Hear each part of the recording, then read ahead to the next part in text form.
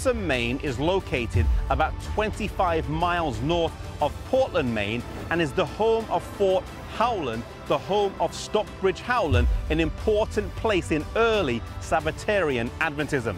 This town would have had a population of around 2,000 in the 1840s, and the principal industry would have been the mill factories along the Androscoggin River.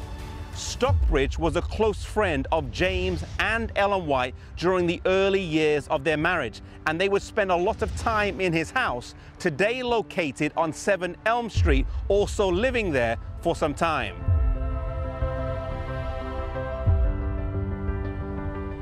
Joseph Bates had recently published a tract that linked the Sabbath with the sanctuary based on Revelation 11 verse 19, marking a progression in the development of this doctrine. It was shortly after this, in April of 1847, when in this house behind me, Ellen White had her Sabbath halo vision. She saw the 10 Commandments of God inside the Ark of the Covenant with a special halo of light around them. This marked the Sabbath as being present truth, for they saw Jesus before the ark in the most holy place. Shortly after this, James White published a tract that crystallized the views of the founders of Adventism, entitled A Word to the Little Flock. In October of 1847, the Howlands invited the Whites to move in with them, and they moved into the upstairs floor of the house. James White got a job nearby hauling stone for the railroads, as well as cutting wood for 50 cents a day. This was barely enough to live on, but he would still use much of the money to publish tracts to share with people. The sacrifice of these early pioneers is remarkable, considering the poverty that they were living in. Topsom, Maine is also the location of one of the 6 Sabbath conferences of 1848 in the Howland home. It was after this conference that the Whites realized they could not travel with Henry everywhere due to the busy schedule. He thus spent the next several years living with the Howlands, and it wasn't until his parents moved to Rochester, New York, that he moved back with them. Such were the sacrifices that they made early on due to the busy traveling and speaking life that they had.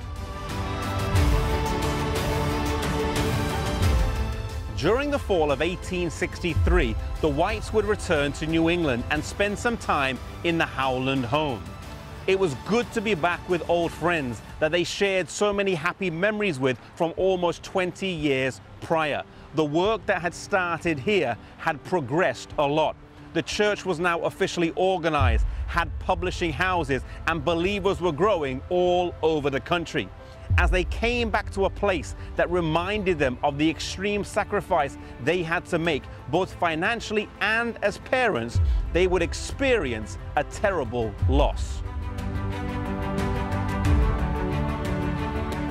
Henry was assisting in the completion of the 1863 prophetic chart by gluing them onto the cloth back, when in the process of doing this, he contracted a cold which turned into pneumonia, resulting in a sudden death. This was a terrible shock and caused deep sadness for the whole family. His funeral was held just down the road in the Baptist church here, but his final resting place would be in Battle Creek. He said he wanted to be buried near his brother, John Herbert, in case his parents were away traveling, he could be near to him on the resurrection morning.